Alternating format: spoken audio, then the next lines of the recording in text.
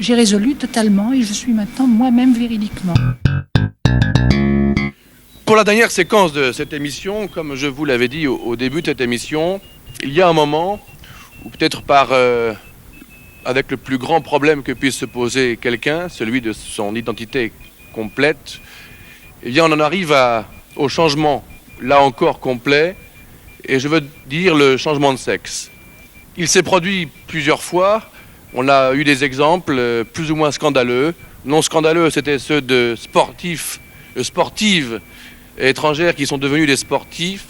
Et puis il y a eu les problèmes des transsexuels à Marseille évoqués il y a quelques mois à Antenne 2. Et nous avons demandé à 2 transsexuels de venir sur notre plateau. L'une est à ma droite, elle s'appelle Martine, l'autre s'appelle Véronique. Et pour des raisons que vous comprendrez, Véronique a préféré conserver l'anonymat. Véronique est donc sur ce plateau, cachée, et vous ne saurez donc pas d'où elle vient, qui elle est, et exactement quel est son nom. Je peux simplement vous garantir l'authenticité du témoignage de Véronique. Véronique, je voudrais savoir si, au moment où vous avez fait cette opération, qui a été celle que vous avez subie, ça a été un moment difficile pour vous, ou est-ce qu'elle n'était qu'un aboutissement?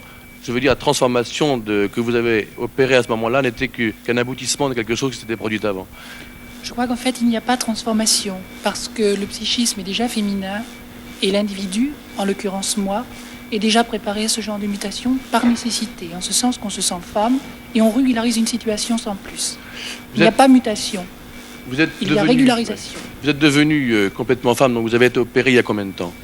J'aime pas tellement le mot devenir complètement femme. Oui. C'est-à-dire que nous devenons une sorte de femme pouvant copuler, mais ne pouvant pas procréer. Oui. De là des problèmes juridiques d'ailleurs, dont on parlera après. Oui. C'est-à-dire que l'intégration se fait sans problème sur le plan individuel, il n'existe que sur le plan social. Sur le plan social, précisément, Martine, Véronique a un métier, vous en avez un autre. Je pense qu'il est particulièrement difficile pour une transsexuelle de se réintégrer dans la société et de devenir quelqu'un avec un métier normal, avec des activités normales. Je crois que c'est pas évident parce que du fait de notre état civil qui reste néanmoins original, et quand on se présente comme je l'ai fait plusieurs fois dans les sociétés pour se faire embaucher par exemple, mon ancien métier j'étais dans l'électronique. Il n'y a pratiquement pas possibilité d'aboutir. C'est-à-dire qu'à partir du moment où vous avez été opéré, les clients, il a fallu que vous partiez de l'endroit où vous travailliez et que vous changiez de métier?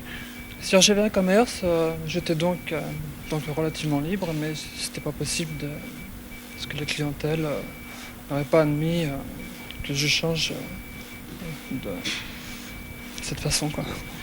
Véronique, d'une manière générale, je le disais tout à l'heure, l'image que les Français ont et l'opinion a des transsexuels est une image liée à des métiers de la nuit, à Pigalle, et l'image liée à des scandales. On en a vécu. Alors je voudrais que vous n'êtes pas du tout d'accord. Enfin, vous avez un métier qu'on ne va pas révéler ici. Simplement, disons que c'est un métier qui est tourné vers le public. C'est cela, je suis artisan. Oui. J'ai un contact permanent avec le public. Je côtoie des clients. Je n'ai aucun problème. J'en avais auparavant parce que j'avais un sexe phénotypique, entendez par là une apparence ambiguë. On me prenait pour ce que je n'étais pas, c'est-à-dire pour un homosexuel, ce qui n'était pas du tout le cas, ni dans mon comportement, ni dans ma façon de penser.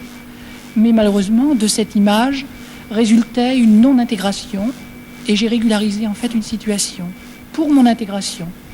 Mais je vis très légalement et très honorablement. Et pour l'état civil? Pour l'état civil, il y a des possibilités que j'indique, en l'occurrence. Il est possible de changer son prénom pour un prénom ambigu, ce qui est très important parce que ça permet l'insertion ou une pseudo-insertion sociale. En ce sens qu'il y a toujours des problèmes, mais que les problèmes sont solubles au niveau administratif entre personnes, c'est-à-dire de gré à gré. Mais légalement, effectivement, il n'y a pas de solution, contrairement à toutes les législations étrangères, sauf la législation belge qui est calquée sur la nôtre. Est-ce que vous avez l'impression d'être maintenant complètement vous-même? Je veux dire, est-ce que vous n'avez plus de problème d'identification de vous-même depuis que vous avez été opéré? À vrai dire, je n'avais de problème d'identification qu'avec les tiers. Je n'en avais pas avec moi-même. Moi-même, je me considérais comme ce que j'étais, c'est-à-dire comme une femme ayant un corps qui ne lui appartenait pas. C'est très difficile à concevoir pour quelqu'un qui est bien dans sa peau. J'utilise le terme bien dans sa peau parce que c'est l'image type. Et je n'avais pas de problème, mais les gens m'en créaient.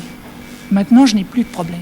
Comment ? À vrai dire, l'intervention, c'est-à-dire cette ablation d'un organe inutile dans notre cas, puisqu'il est quasiment inutilisable, ni inutilisé, ni utilisé, j'ai résolu totalement et je suis maintenant moi-même véridiquement. Est-ce que je peux vous demander si vous vivez seul ? Je vis seule. Vous n'êtes pas avec quelqu'un, en couple avec quelqu'un ? Je ne suis pas avec quelqu'un, mais j'ai vécu avec une femme et concevais cette union dans le style Georges Sand et Chopin. Chopin était vraisemblablement un transsexuel. Sa mélodie, sa façon de jouer l'indique assez clairement et je pense que le psychologue qui est ici le sent lui-même. Et je pense que l'image qu'on a donnée de l'union Rimbaud et Baudelaire est une image déformée, caricaturale qui ne correspond à rien. Et Verlaine, vous avez raison. Bien sûr, c'est un beau. Je m'excuse. Bien. Docteur Pichal, qu'est-ce que vous avez à dire sur le témoignage de Véronique ou de Martine ? Non, je pense que le témoignage est important dans sa vérité. Je pense que quand il y a problème au niveau soit de l'homosexualité, soit de la transsexualité, qui sont deux formes tout à fait différentes de toute façon, il y a problème quand l'individu ne s'accepte pas en lui-même.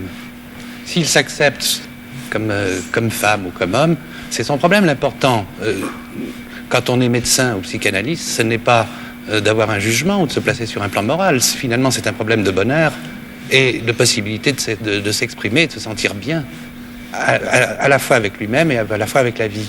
Bon, il est vrai que les transsexuels rencontrent certains problèmes avec la société, parce que la société a souvent un jugement moral sur telle action ou sur la sexualité. Vous savez qu'on vit sous l'effet de la civilisation judéo-chrétienne qui condamne la sexualité et plus particulièrement la perversion, mais tel n'est pas celui d'un homme qui observe et qui veut aider les autres.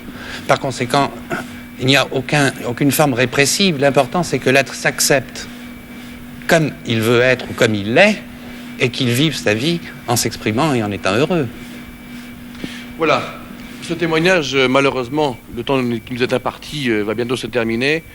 Je crois qu'il était important que Véronique et Martine acceptent de venir sur ce plateau. J'espère tout simplement qu'en les ayant entendus, bien, vous modifiez peut-être l'image que vous pouviez avoir, que nous pouvions tous avoir de ce problème des transsexuels. Je crois que nous avons l'exemple même de quelqu'un de très honnête, de très remarquable dans la personne de Véronique et de Martine.